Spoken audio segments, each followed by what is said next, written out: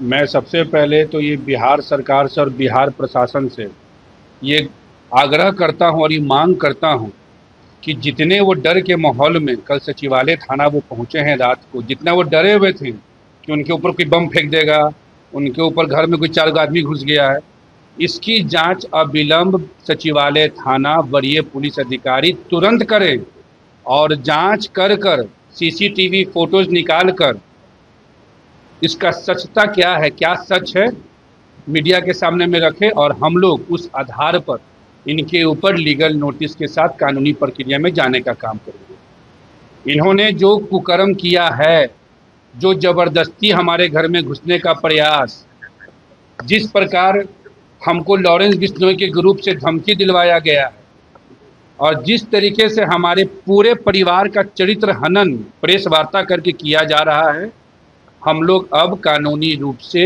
इनके ऊपर कार्रवाई करने की प्रक्रिया में जा रहे हैं। अनुष्का यादव जी के द्वारा राष्ट्रीय महिला आयोग की टीम के साथ हम लोग संवाद करते हुए अपने सारे पीड़ा को रखेंगे और इस निष्पक्ष जांच की मांग हम लोग करेंगे। उनके द्वारा जिस प्रकार हमारी माता जी के ऊपर आरोप लगाया गया 5 लाख 10 लाख रुपए मांगने का, कि उसकी माता मांगते रहती है, देते रहते हैं, तो आपके मीडिया के तमाम लोगों के माध्यम से उनको बता देना चाहते हैं कि हमारी माता 5 लाख 10 लाख रुपए किससे ली है, नहीं ली है कि 50 करोड़ ली है, इसका प्रमाण आप साबित कर दीजिए। लेकिन आपकी माता जी ने, बिहार की प्रथम महिला मुख्यमंत्री श्रीमती राबड़ी देवी जी ने नौकरी के नाम पे लोगों से जमीन लिखवाया है। ये मामला न्यायालय में चल रहा है। आपके भाई से लेकर आपके बहन लोग सब लोग उसमें नेम्ड हैं। आपने बोला कि आप 10 लाख 20 लाख का मेरा खर्ची चलाते हैं, तो आप किस आधार पे मेरा खर्ची चलाते हैं? क्या आधार है? आप कौन है भाई? मेरे प्रमाण दीजिए।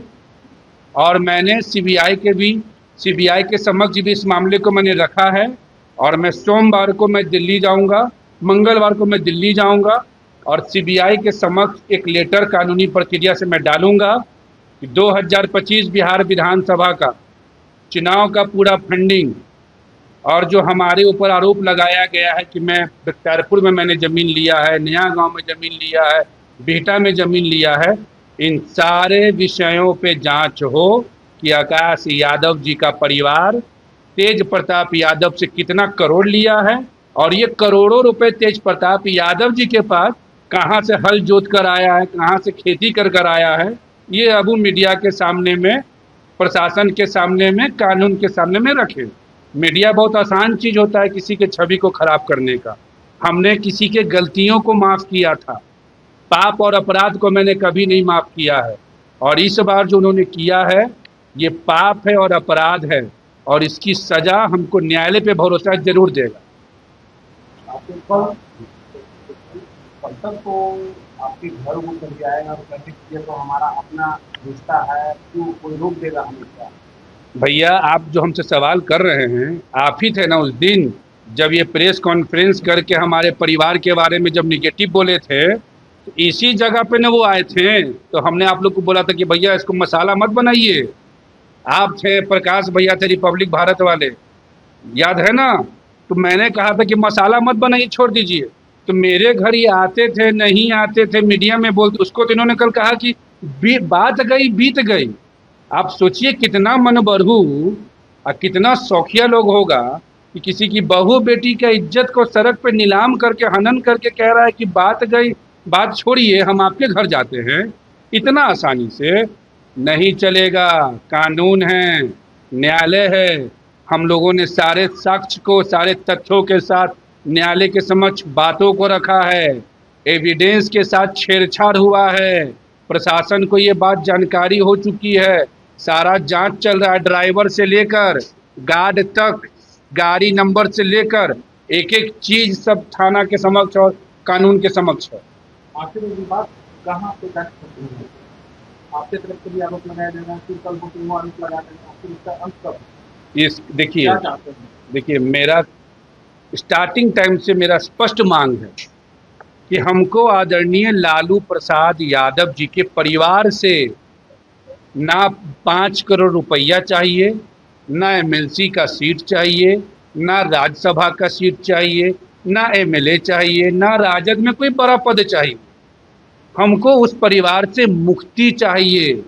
अगर हम लोगों के द्वारा एक बार भी 10 नंबर में घुसने का प्रयास, 26 नंबर में घुसने का प्रयास, 2 नंबर में घुसने का प्रयास या इनके बंगला में घुसने का प्रयास अगर किया गया है तो वो बता दीजिए हमको।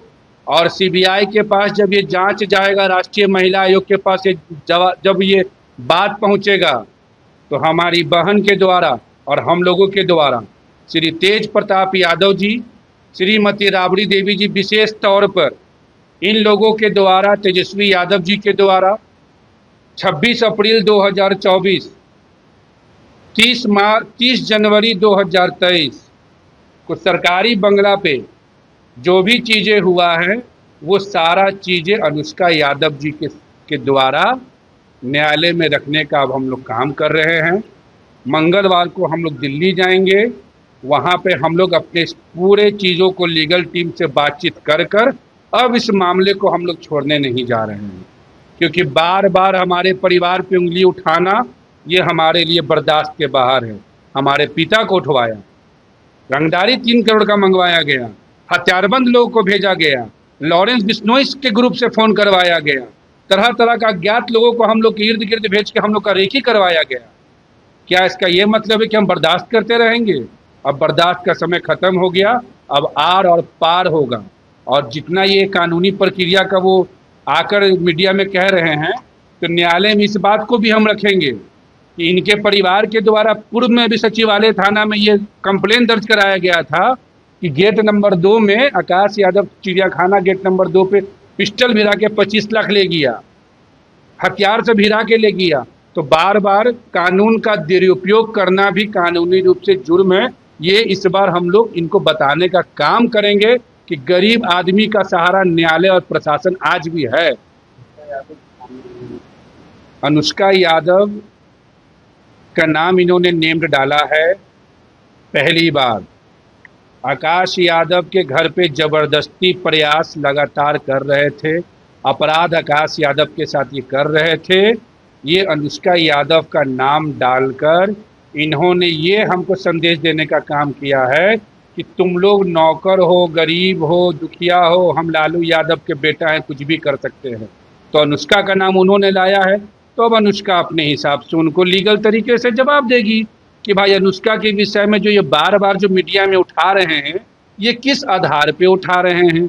अनुष्का के बेटी हमारी भगनी उज्जैनी के विषय में जो पिता कौन है, इतना बेचैनी इनको जो खा रहा है, इसका आधार क्या है, ये अब इनको न्यायालय के समक्ष तो रखना होगा। हमारा पूरा परिवार डर के साए में है। हमारा मामला न्यायालय से लेकर प्रशासनिक जांच में जा चुका है। अंतर्राष्ट्रीय नंबर से हमको भी धमकी और अब कानून का झूठा मुकदमा फर्जी डालकर हमारे लोगों को डराने का प्रयास। हम अपने परिवार का सुरक्षा महाकाल के भरोसे छोड़ते हैं और न्याय का भरोसा बिहार के माननीय मुख्यमंत्री सम्राट चौधरी जी और यहाँ के न्यायालय पे रखते हैं।